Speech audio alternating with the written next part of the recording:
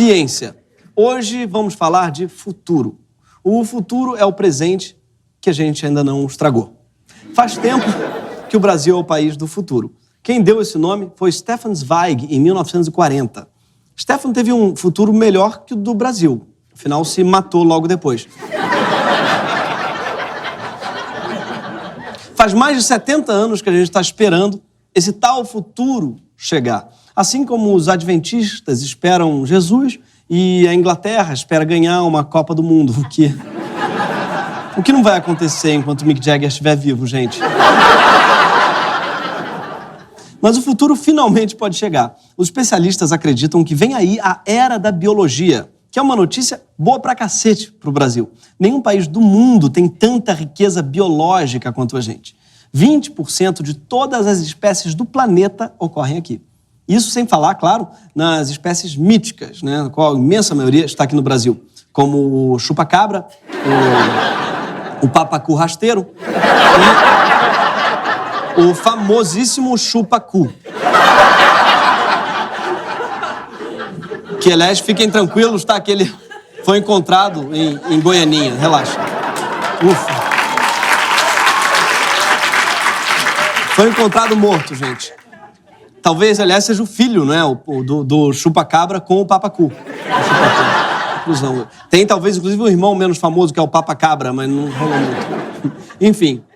País do futuro, era da biologia. Finalmente, vamos ter um programa alto astral aqui no Greg News. Mas será mesmo, gente? Então, se você contratasse uma consultoria e perguntasse: eu quero destruir o Brasil. Como é que eu faço, Bottini, para destruir o Brasil? Os caras passariam a política brasileira atual para ciência e tecnologia. Parece que ninguém ouviu o conselho do ET Bilu. Para quem não lembra, o ET Bilu foi encontrado há alguns anos no município de Corguinho, no Mato Grosso do Sul.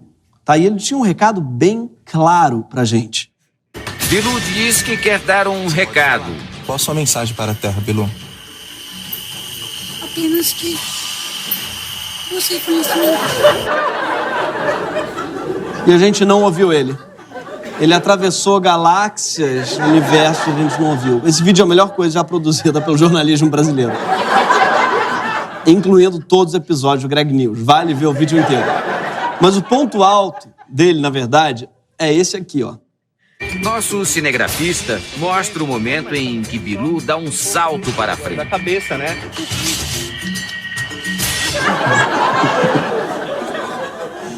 Mas, enfim...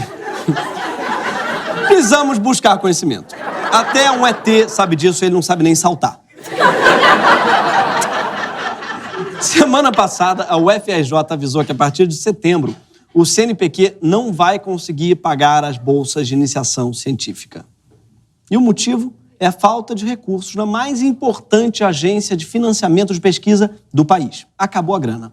Sim, o governo está mandando a CNPq para PQP. Desculpa, tinha que fazer. O ministro Gilberto Kassab correu para acalmar os professores e alunos, disse que está otimista e que até o fim do mês vai resolver, explicou que a verba estava prevista no orçamento, mas é que o Temer mandou segurar, talvez porque precisasse pagar em 6 vezes a tatuagem do Vladimir Costa. Para você ter uma ideia, o governo está segurando 44% do orçamento de ciência, tecnologia e inovação, que já estava baixo pra cacete, porque já vinha sendo cortado desde 2015, ainda no governo Dilma.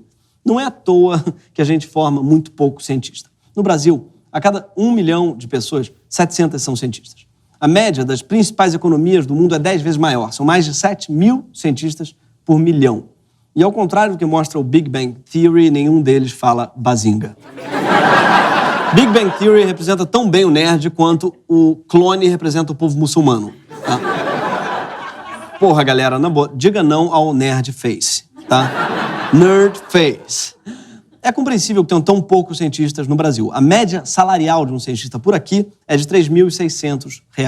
Para você ter uma ideia, o salário inicial de um promotor é de 26 mil, ou seja, 6 cientistas. Não, 7, 8... Ih, merda, eu sou de humanas.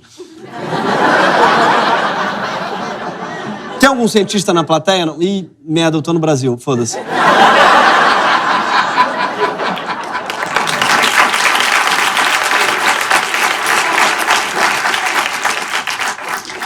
Mas agora não são apenas os cientistas que estão quebrados.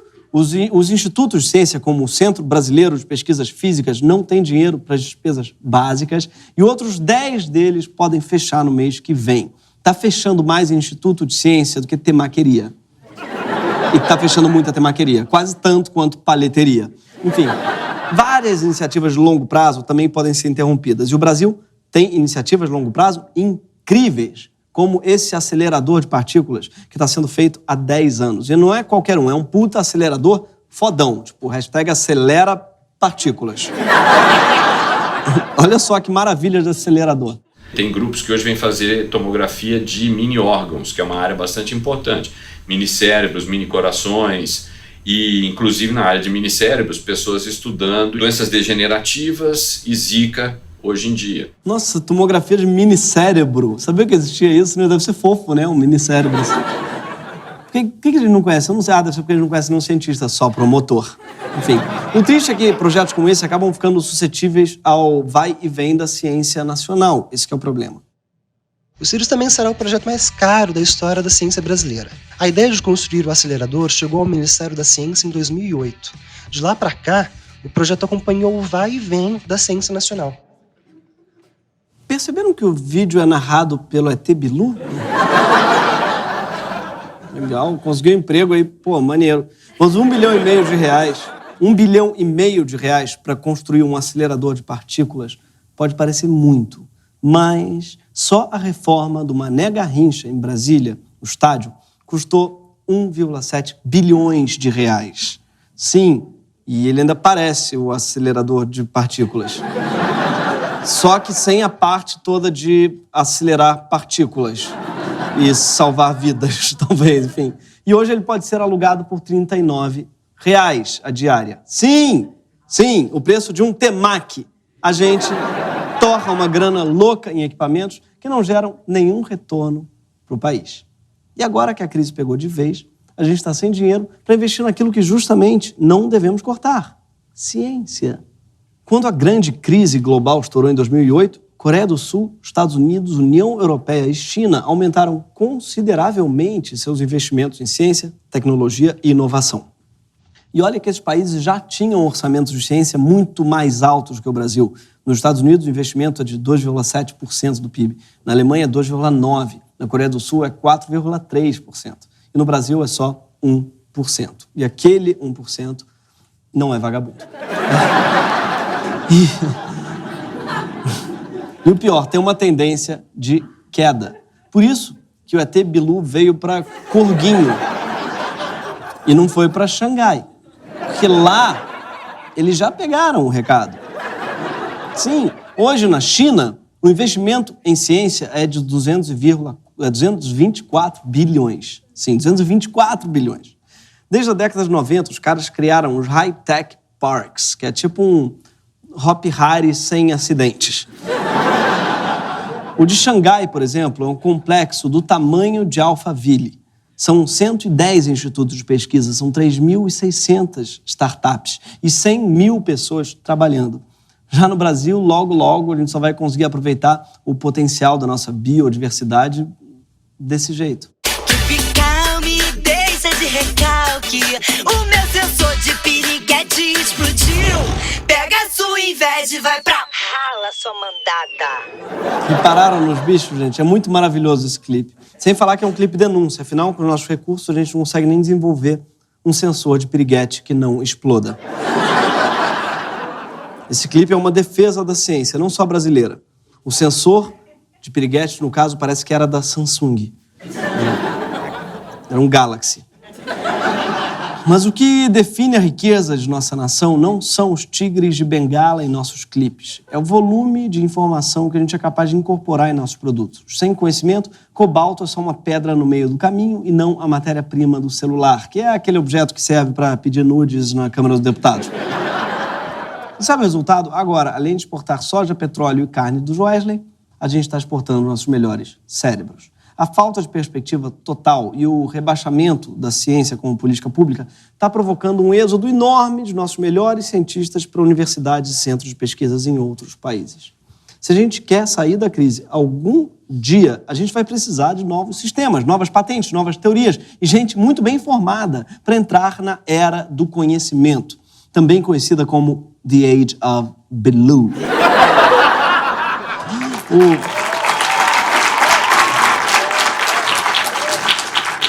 O problema é que Temer provavelmente não entendeu nada da mensagem do ET Bilu. E olha que eram só 2 palavras. Talvez o nosso presidente tenha entendido, mas só esteja preocupado em escrever poemas e escapar da cadeia. Temer tem 300 deputados para convencer e está apostando tudo que tem. Só em junho e julho ele torrou mais de 15 bilhões de reais em programas e emendas para agradar esses parlamentares. Com a crise financeira, Meirelles controla os gastos do governo. A questão é que Meirelles controla o quanto, mas não tem como controlar o como. Se o dinheiro é pouco, cada escolha do governo traz uma renúncia. Quando o Temer decide gastar 15 bilhões em emendas, isso tem muito a ver com os 2 bilhões que ele cortou do orçamento dos 5 bilhões da ciência. Farinha pouca, vampirão primeiro.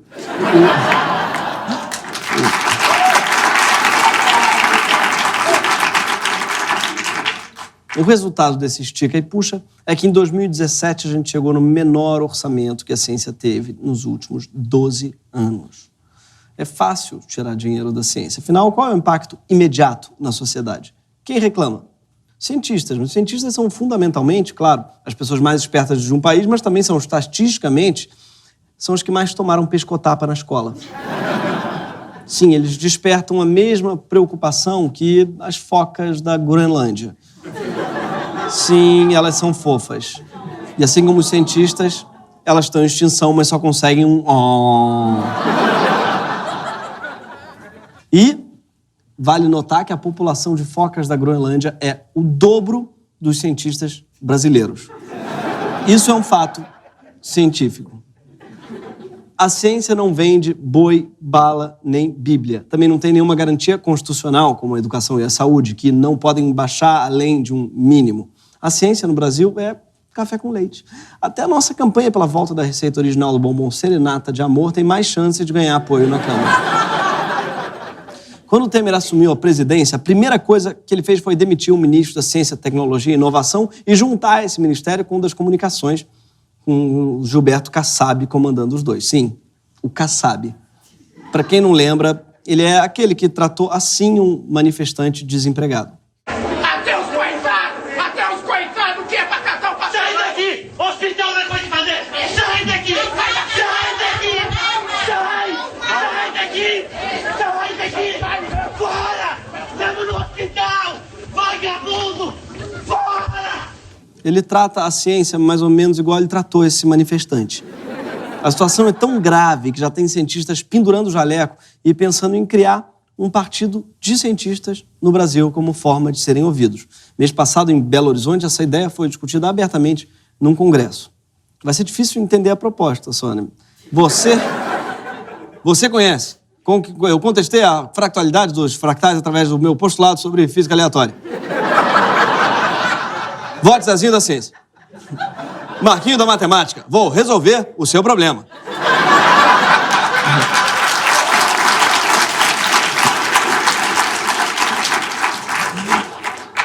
Enquanto o Brasil não elege o seu primeiro congresso de PhDs, nós seguimos reféns da turma do Centrão. O governo aprovou no ano passado a PEC 95, que é a do teto dos gastos, também conhecida como a PEC do fim do mundo. Sim, eu também odeio quando o título dá um spoiler. É tipo chamar essa temporada de Game of Thrones de aquela que a mãe dos dragões casa com Jon Snow. Gente, foi mal spoiler. Desculpa, é isso que dá ser íntimo da galera da HBO. Tipo, eles ligam lá em casa.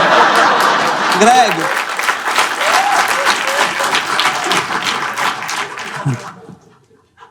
A aprovação da PEC significa que o corte de gastos da ciência não é só para esse ano. Para ajudar o Temer a fugir do STF.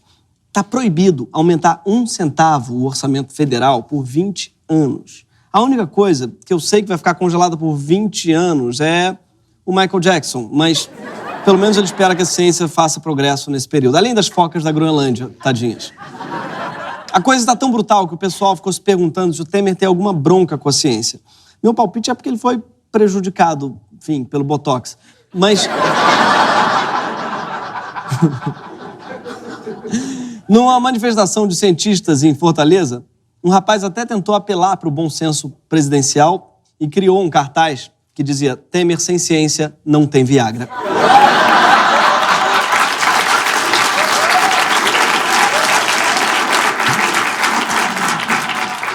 E não só Viagra, Temer.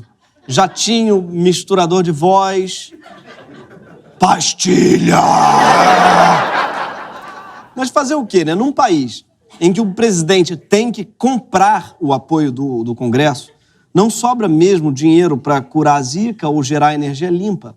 Afinal, investir em ciência ou não ser preso? Vai ser difícil, né, decidir para o Temer. E seria fácil, depois desses números terríveis, a gente dizer que eles estão acabando com um projeto de país, mas, na verdade, a destruição da ciência brasileira também representa um projeto de país. Afinal, uma economia baseada em ciência e informação provavelmente não será um bom negócio para desmatadores ou pastores deputados. Um Congresso que vê nossas florestas como fontes de conhecimento não vai anistiar grileiros, como acabamos de fazer. Um judiciário que valoriza a inovação e não a extração de riqueza iria salvar as universidades federais, em vez de suspender o processo da Samarco, isentando a mega mineradora do maior desastre ambiental da história do país.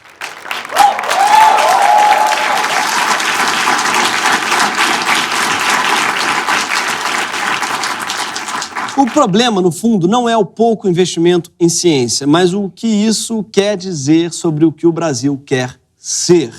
Então, é urgente, o Estado precisa deixar de ser cretino e criar mecanismos de proteção do orçamento científico e copiar o percentual em investimento em ciência da Coreia.